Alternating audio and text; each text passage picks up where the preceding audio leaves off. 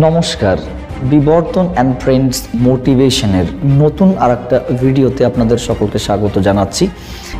আমরা সনাতন ধর্মে বিশ্বাস যারা করি তারা চাই শান্তিপূর্ণভাবে কোনো রকমের সমস্যা না সৃষ্টি করে সমস্ত ধর্মের মানুষ মিলে রাম মন্দিরের উদ্বোধন হোক, রাম মন্দির তৈরি হোক, প্রতিষ্ঠা হোক, এখানে সারা পৃথিবীর মানুষ ভ্রমণ করতে আসুক, দর্শন করতে আসুক।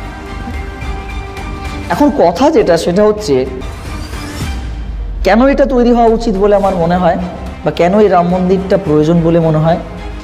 500 বছরের দীর্ঘ একটা লড়াই, যেখানে হাজার হাজার মানুষের রক্ত তারা দিয়ে এই লড়াইটাকে তারা বাঁচিয়ে রেখেছিল শুধুমাত্র তাদের আত্মাকে ফিরিয়ে আনার জন্যে। এটা কোনো ধর্মীয় লড়াই নয়, এটা 500 বছর ধরে মাটির নিচে চাপা পড়ে থাকা একটা বিশ্বাস ফিরে আসার একটা লড়াই, সেই আস্থাকে ফিরে পাওয়ার লড়াই, সেই ভরসা পাওয়ার লড়াই যে না, আমাদের অস্তিত্ব আছে, আমরা বেঁচে আছি সেই জায়গায়। এবং সবচেয়ে বড় কথা, তারা সংখ্যাগরিষ্ঠ এই দেশে। তো দেশে সংখ্যাগরিষ্ঠ মানুষের আস্থা হারিয়ে যাওয়াটা ভালো লক্ষণ নয়, এটাও কিন্তু ভাবতে হবে। এই লড়াইটা এই জন্যই আমি বলছি, এই লড়াইটা কিন্তু কোনো ধর্মকে আঘাত করার লড়াই নয়, এটা নিজেদের আস্থা ফিরে পাওয়ার লড়াই।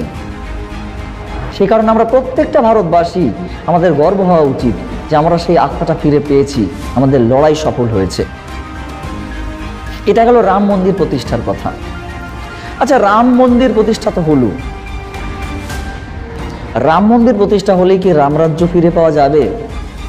রামরাজ্য ফিরে পাওয়া যাবে? আর এটা হয়ে যাচ্ছে না, এটা ভালোই হয়েছে। অ্যাকচুয়ালি এই রাম মন্দির এবং অযোধ্যা ইস্যু প্রায় বলতে গেলে প্রত্যেকটা পলিটিক্যাল পার্টির একটা এজেন্ডা হয়ে যেত ভারতবর্ষের প্রত্যেকটা ভোট হওয়ার আগেই। আমি আশা করব এই 22শে জানুয়ারির পর থেকে এই ইস্যুটা কোনো পলিটিক্যাল পার্টি ব্যবহার করবে না, এই ইস্যুটা এখানেই চাপা পড়ে যাবে। আমি একজন সুস্থ ভারতীয়, ভারতবর্ষের নাগরিক হিসেবে এটা আশা করব, রাম মন্দির প্রতিষ্ঠার সঙ্গে সঙ্গে পরবর্তীতে চিন্তাভাবনার জন্য রাম রাজ্য তৈরি হয়, যদিও সেটা খুব ডিফিকাল্ট কাজ। রাম রাজ্য মানে যেখানে কোনো মানুষ রাত্রেবেলায় না খেয়ে ঘুমোবে না, প্রত্যেকটা মানুষ তার ন্যায্য এবং প্রাপ্য শিক্ষার অধিকার পাবে, প্রত্যেকটা মেয়ে স্বাধীনভাবে দেশে কথা বলতে পারবে, স্বাধীনভাবে বাঁচতে পারবে, প্রত্যেকটা বাচ্চা অর্থের অভাবে তাদের পড়াশোনা এবং তাদের ভবিষ্যৎ মাটির নিচে অন্ধকারে ডুবে যাবে না। রাম রাজ্য মানে আমরা এটা ভাববো, অন্যায়ের বিরুদ্ধে প্রতিবাদ করার সাহস প্রত্যেকটা মানুষ স্বাধীনভাবে করতে পারবে। রাম রাজ্য মানে আমরা ভাববো, এইরকম একটা দেশ, আমরা এরকম একটা রাষ্ট্র গঠন করতে পাবো, বা এরপরে উদ্যোগী হব, বা এই দেশের সরকার উদ্যোগী হবে, ধর্মনীয় সুশ্রুরিটা এখানেই যেন বন্ধ থাকে। রাম মন্দির প্রতিষ্ঠার সঙ্গে সঙ্গে এটাই যেন শেষ হয়ে যায়, সুশ্রুরিগুলো যেন শেষ হয়ে যায়। প্রত্যেকটা পলিটিক্যাল পার্টির দেশকে গঠনাত্মক দিকে নিয়ে যাবে, এই আশা যেন আমরা রাখতে পারি। ভারতবর্ষ আরও একবার সারা পৃথিবীকে দিশা দেখাবে, এই আশা আমরা রাখতে পারি। এই মন্দির প্রতিষ্ঠাটাই কিন্তু শেষ কাজ নয়।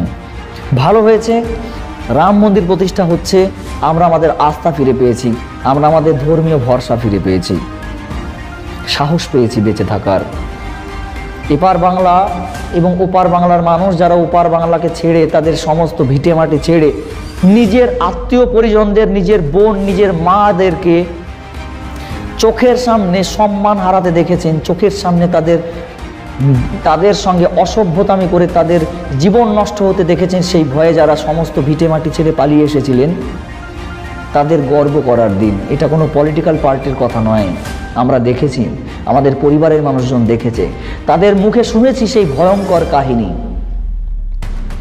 সেই জন্য আজকে ওই আত্মাটা ফিরে পাওয়ার দিন, সেই সাহসের জয়ী হওয়ার দিন 22শে জানুয়ারি, অযোধ্যার রাম মন্দির প্রতিষ্ঠা।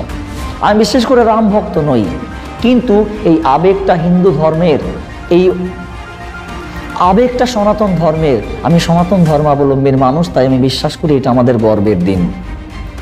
কিন্তু এই গর্বের দিনটা আমরা অন্য কাউকে আঘাত করে করব না, প্রত্যেকটা ধর্মের মানুষকে সঙ্গে নিয়ে এই আস্থা, তাদেরকে ভরসা দিয়ে আমরা সবাই মিলে রামরাজ্য তৈরি করব রাম মন্দির প্রতিষ্ঠার পর।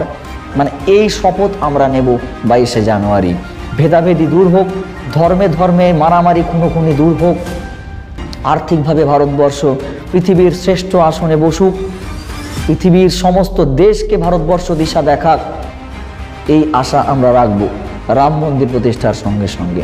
আর কথার সঙ্গে আপনারা একমত কিনা? ভিডিওটা ভালো লাগলে লাইক, কমেন্ট, শেয়ার করুন, সাবস্ক্রাইব করে পাশে থাকুন। আপনাদের ভালোবাসা প্রচুর প্রচুর দরকার। চলুন, দেখা হচ্ছে পরবর্তী ভিডিওতে। ততক্ষণ সকলে ভালো থাকুন, সুস্থ থাকুন।